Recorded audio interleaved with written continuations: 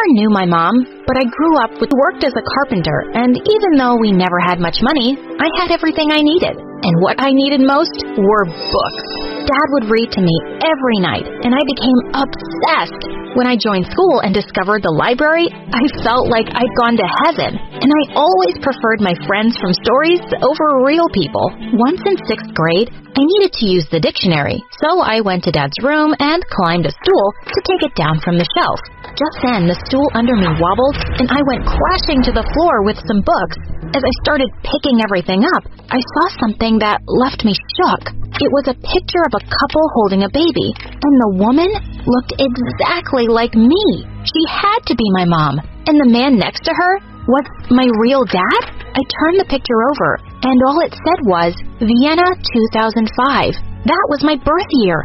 Were my real parents in Vienna? I snuck the picture into my pocket. Dad had kept it a secret, and I had to know why. I was waiting to confront Dad that evening, but he didn't come home. Hours passed, and he wouldn't even pick up his phone. Just then, there was a loud knock on the door, and it was Dad's friends from work, bringing him on a wheelchair. Oh my God! Dad, what happened? He'd had a terrible fall at work and wasn't allowed to walk for months.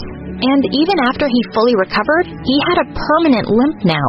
I put aside all thoughts of confronting him about my real parents. I didn't want to make things harder for him. Once in the 8th grade, I'd gone with Dad to the market when suddenly he got a cramp in his leg and lost his balance.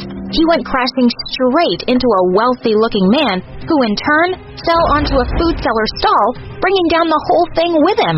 As I helped Dad up, the wealthy man turned to him furiously.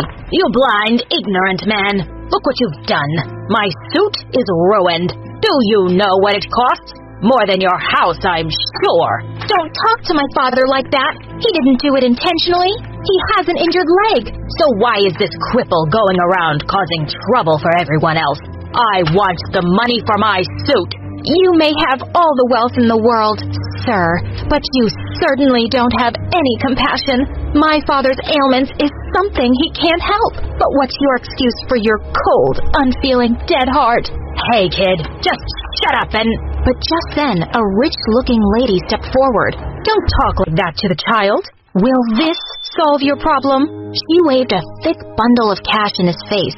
In 2 seconds, the man's anger was gone. The rich lady even gave money to the stall owner, and she offered to take me and Dad home. We invited her in, and soon after, she said something completely unexpected. Could ever like you.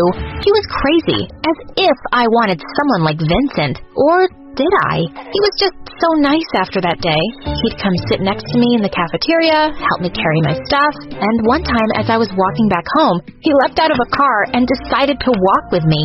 He told me the investigator was hopeful we'd find my parents really soon. And a few days later, when he asked me to be his date for the Christmas dance at school, I really couldn't refuse.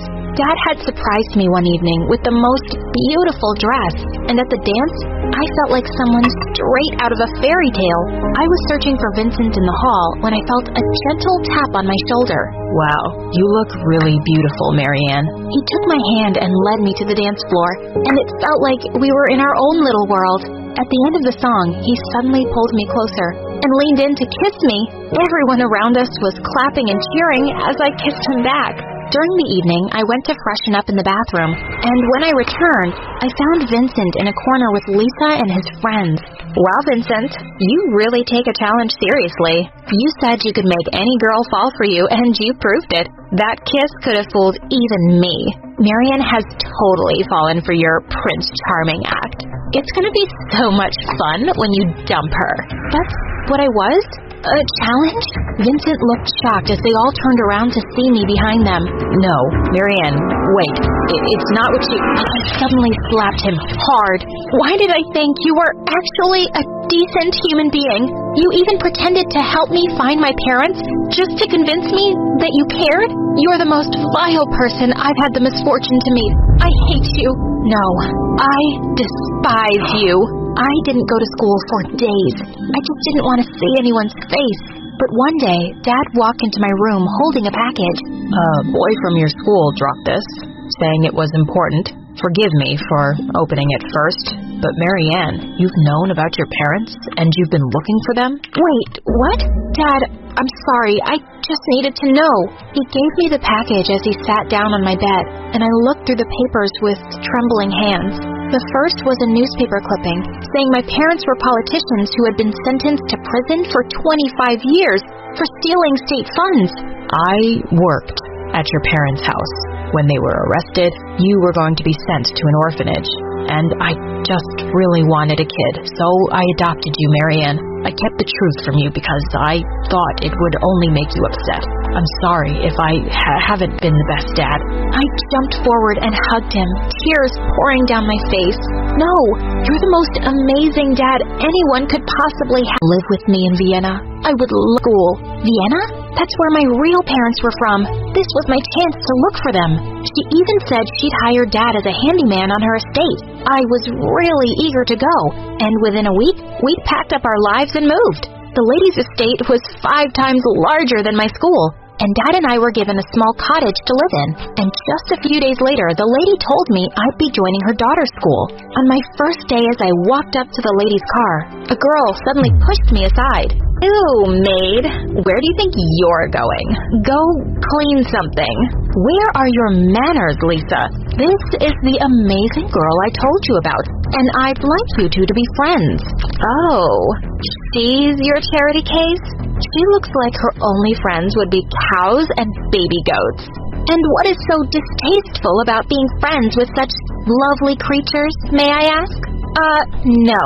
You may not ask me anything. Who talks like that, freak? She got in and slammed the door shut. I just stayed silent during the ride, but then suddenly, Lisa made the driver stop. I'm not going to be seen with you. You can walk the last few blocks. She pushed me out and drove off. What a witch! Just as I was crossing the road, a sports car came speeding and stopped inches away from me. A cute boy stepped out from the back seat and shouted, "Hey, watch where you're going, loser." Wow, who were these people? Turns out the jerk was in my class along with Lisa. I could see them all looking me up and down, but I just ignored them. Later at recess, I sat alone reading. The boy took a seat at my table with his friends behind him. I don't think I introduced myself before. I'm Vincent. What's your name? You can call me whatever you like. After all, what's in a name? Huh? What are you saying? Would a rose smell less sweet if it was named garbage? Would a fire not burn us if it was called a flower? Would I be less annoyed by you if my name wasn't Marianne? The answer is no. Why are you talking like that, weirdo? So, your name's Marianne? That's kind of pretty. You don't need to remember it. I don't think we'll have much to do with each other. And with that, I just left. Aw, poor Vincent. How does it feel to be rejected by a girl? Oh, please. I just need a little time with her, and she'll be head over heels in love. I can work my magic on any girl. Well, I'm not so sure about this one. Challenge accepted. It was no surprise that Vincent and Lisa were best friends, and their gang was the meanest bunch of kids around. I'd see them picking on smaller kids at recess or poking fun at their classmates. They didn't even spare the teachers. So I was horrified when the physics teacher announced that I'd be paired with Vincent for a project. But suddenly he snatched it from me. Why are you be looking at more beautiful things? Like me. I don't have time for your nonsense, Vincent. Give that back. Okay, but only if you agree to go out with me.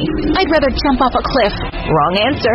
And with that, he ripped some pages out and threw the book in the trash bin. What is the matter with you? Don't you have any respect for anyone or anything? God, you're such an imbecile. Why do you use such strange words? An what now? An imbecile. It means a fool, an idiot, a dummy, a moron. I pushed him away and he went crashing into our half-finished project, but I didn't even care. There was no way I was working with him. A few days later, I was walking back home when suddenly it started to pour heavily. As I dashed through the rain, a car stopped me, and Vincent rolled down the window. Hey, you're gonna get sick. Get in the car. I'd rather catch pneumonia. Oh my God. Just get in. Hate me later. Reluctantly, I got in, and a minute later we were driving up to his gigantic mansion. He quickly led me to the fireplace in the library, and my mouth was just wide open.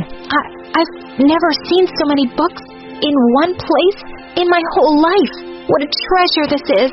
Well, you're welcome to take some. I don't read them, and my parents are hardly ever here. I felt a bit sorry for him.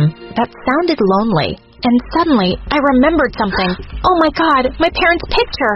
I dug through my pockets to find it all wet, and I started flapping it around to dry it. What's that, and why are you acting crazy? It's the only picture I have of my real parents. I told him how I'd discovered it and that I carried it around with me, hoping I'd find them somewhere. I think I could help you with that. My parents know a good private investigator. He could probably track them down. Do you really mean that? That would be amazing. Thank you so much. As we spent some time talking, I felt myself warming up to Vincent. When he walked me out to go home with his driver, I suddenly turned to him. Vincent, why do you act that way in school? What do you mean? I mean, you have everything in the world, and you're wasting every opportunity to learn. And all you do is tease and mock other people. I'm sure your life isn't perfect, but that's not an excuse to be the worst version of yourself most of the time. I thought he'd be really mad, but instead, he took my hand. I'm sorry you've only seen the worst of me. I'll try to change that. He kissed me on the cheek before he turned away, and for some reason, I couldn't stop smiling all the way home.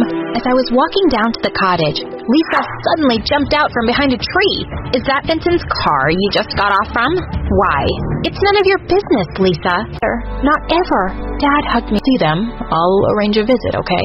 It won't bother me at all. I know you're my daughter. By the way, that boy just left if you want to talk to him. I ran out the door after Vincent, who was walking down to the gate. Why did you do that? Your stupid challenge was over, right? Why did you make an effort to find my parents? Marianne, it did start off as a stupid challenge, and I wasn't planning on falling for you, but I did, almost instantly. What I feel for you is real and true. I wouldn't have made all that effort if I didn't love you. You're the most special girl I've ever met, and you make me want to be a better person. I'm so sorry for hurting you. Please forgive me, will you? I looked into his earnest eyes and slowly smiled. I'd rather go down with the Titanic, but I stepped closer and pulled him in.